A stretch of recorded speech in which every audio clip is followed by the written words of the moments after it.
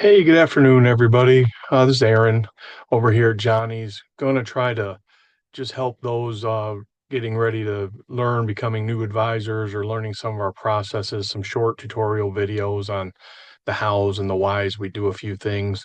Always looking for complete transparency, of course, with the guest, but also always looking for transparency even with each other and making sure that we have things noted proper. Put in the system to where someone can follow behind somebody else easily, all the ins and the outs of that. So today I'm going to start this recording with a few different short videos. This is kind of the introduction, the first one, but we're going to work on how to properly start a contact card, get a customer's information and put that in properly. And again, some of the reasons behind some of the information that we need to gather while we're doing that. And then we'll also have another short one on how to input a vehicle properly, and then how to start a basic RO and where to go from there. These things do have a little bit of expectations of you've been with us for a little bit, you're learning the ropes, you're learning a little bit of protractor, and again, these just show us the good practices and policies. So let me share our screen over here, get this prepared. We're going to share that. We're going to turn off my video panel, and we're going to turn off the meeting controls. We're going to let that part go away while I bring up our protractor here. Okay, so um, again, here we are, we're in the prioritization screen, uh, showing us everything. Some other softwares call it the WIP or whatever, a work in progress screen, whatever you'd like to call it.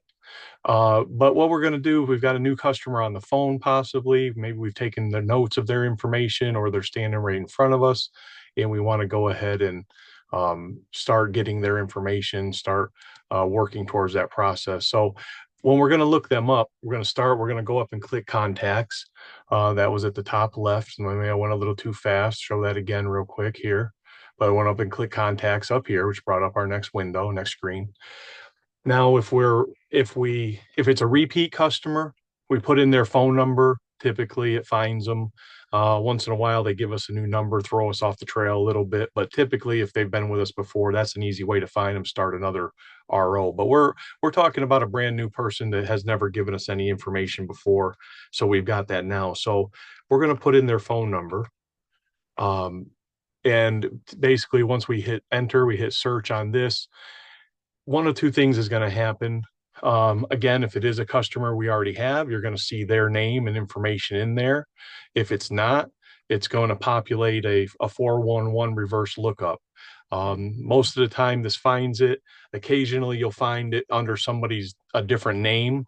Maybe, let's say, for example, uh, somebody younger is calling you and they're still on their parents' cell phone plan, or lots of people actually join other people's cell phone plans. So they may give you a name and a phone number, and the name may not pop up exactly what they say, but it may or it may pop up exactly in their name. But at that point, we're going to start editing that information. So no matter what really comes up, even if it's an incorrect name, we highlight that and then we just hit edit. Now, edit's going to bring up the contact card. Think of it like a Rolodex card. And here, this one already has a little information put in because it's a generic template we use for training. We're going to go over what we would obviously do. So now we're going to edit it. The phone number puts it in there for us automatically. We also want to find out if they need any additional phone numbers, any other information while we're on the phone with them. At that point, if you need to add another number, you can go up here to insert phone number. Now maybe this one we're going to put down as maybe they got a business number they want us to use, and we can put that in for that purpose. We also want to do our best to, when we know and while we're doing it, is to label these with the different things. With that way, you always want the mobile number to be their first number. That's our first choice. So we always want to move a mobile number up to the top if we have to, or start with a mobile number. The reason being, in some of our other softwares, that connects through the background, does text messaging, that sort of thing. So we always want the mobile needs to be the primary, so our texting service picks that up. So like I said, if you need to add an extra number, or prioritize, or if you want to add somebody's name, that's always good too. If you have multiple names on the account, the husband and wife, etc., you can just change the names in there. That's as simple as going down. If we're going to do something different, click some other. We can always go over here and change the title if we want, either through the drop down or just type in our own our own information that we have that we want to pick. So that part's pretty simple. And again, we can adjust whatever name we need to. Let's say the phone number came up and it was under their parents' account. So we want to put their name and we're going to call this person new customer. So we're going to adjust that. We got their name in there now. Then we want to go to the email. Emails are very important again because we do lots of different kinds of marketing. Um, it's never really evasive. We don't do evasive marketing, but if we need to email someone their inspection, we do the digital inspections. It's very important for that reason. Some people, they like to get that report's a little bit easier to see on email. Or if we have to send them something more specific, we do DocuSigns for large orders. You have to have an email for that, for authorizations. So the email is another very important thing. Um, Now, again, you got the main email. If you got to insert an extra one, you can always go up, insert extra email. We have all these inserts for if you got to do extra more than what's here, you can add those right then. Um, Now, if we don't have an email, if a customer says no, they don't want to give it to us, that's always best to give them a little quick explanation. And typically, 9 out of 10 times, they'll end up giving it to you. If you tell them, hey, we don't do any soliciting, we don't sell it, we don't give it to anybody. It's strictly so if we need to send you an inspection that way, or if we need to send you some other kind of some other kind of discourse or information that we just need to do back and forth, the email is important to have.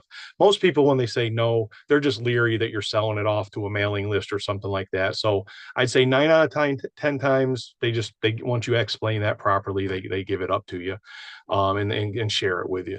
Now, the only other thing is sometimes you get this tends to be more some elderly folks. They really truly just don't have one. They just don't do email. Or if it's that person that's just not going to give it to you, then go ahead. And what we like to do is we just put no@email.com. What this does is it saves your fellow teammate down the road having to ask and go through all this again. This tells the next person, hey, someone asked, someone tried, they couldn't get it.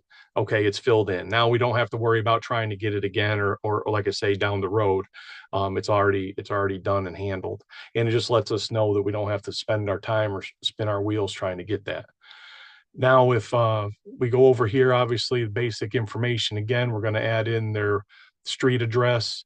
We're going to city, state, zip. Those things are pretty straightforward. And we say, okay, on that. Some people have a preference. If we know it or if they mention it, it defaults to email. That's fine. It doesn't necessarily have to be updated at that very moment if they haven't really given you another choice. I mean, typically we call everybody. If there is a couple things like they don't want a message, or they don't have, you can kind of use that just to your own discretion. We don't really pick up hard on that, but if you want to change the contact method, obviously you can. As far as a source goes, that's important as well. Again, for our own information on the back channels where we're trying to find out, does somebody, was it a AAA customer? Did it come in through our Shop Genie service, or was it just a generic, oh, I Googled you on the internet and found you, walk in, all these different things that would give us many different ways to be able to track and know how somebody found us. That's important as well. Once we have that done, we've done all our different processes there. I think that's pretty much it. We save and close, and now we're all set. We just added our contact card, nice and simple. Like I said, I'm going to end this video now, and then we'll regroup on another couple short videos. I appreciate you watching, and we'll see you on the next one for vehicle entry.